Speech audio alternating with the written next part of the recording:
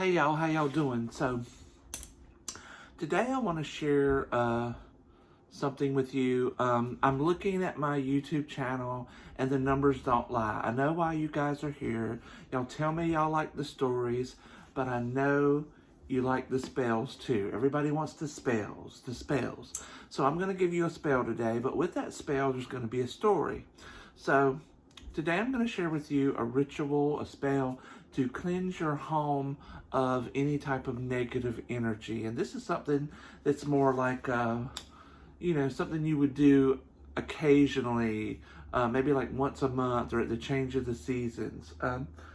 And I learned this spell from a woman way back in the 90s when I was just a little baby witch myself, growing up in small town South Carolina.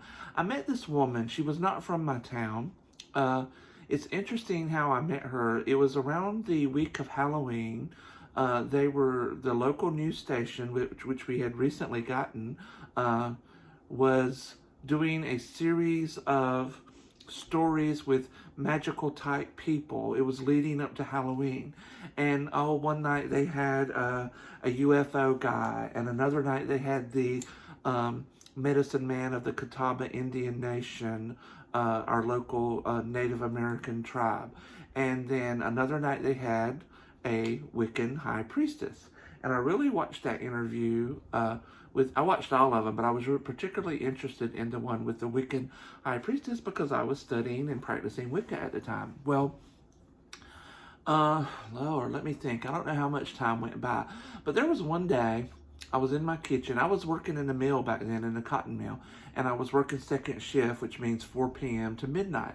And it was over in the afternoon, and I was making some lunch. I was standing in my kitchen, and there was a window by my stove, and I looked out and I saw the ugliest bird I ever seen in my life.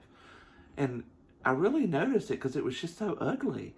And I thought, wow, that is an ugly bird. But anyway, a while later, before I went to work, I was outside. I think I went out to check them out, and here come walking down the street was that Wiccan high priestess.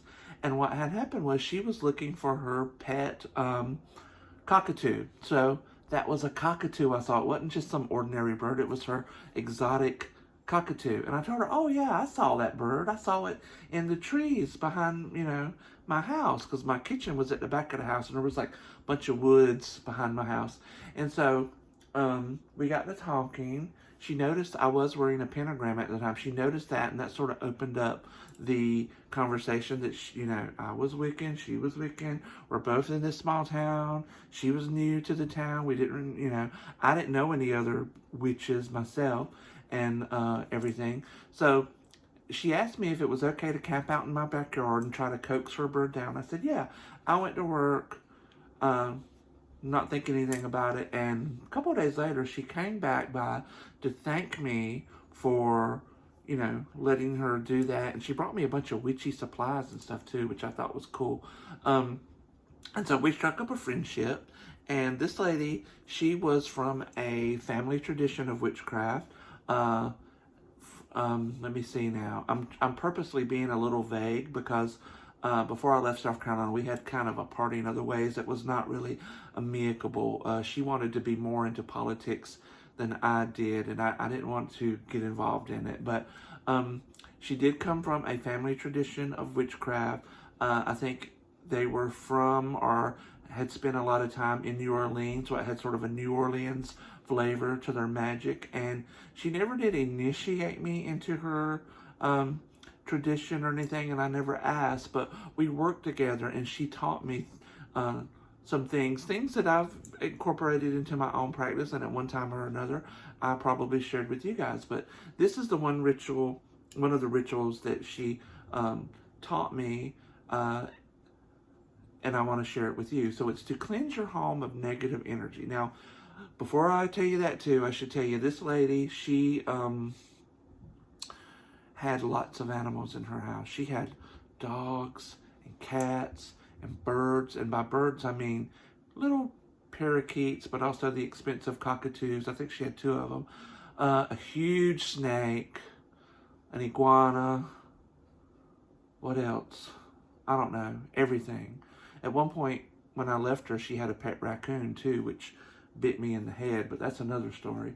So anyway, her ritual, one of her rituals to cleanse her home is she would take a fresh egg and put it in a clear glass of water.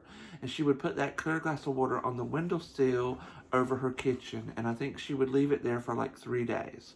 And after 3 days, she would take that egg out of that water, toss the water outside or down the toilet, and she would take that egg and fry it.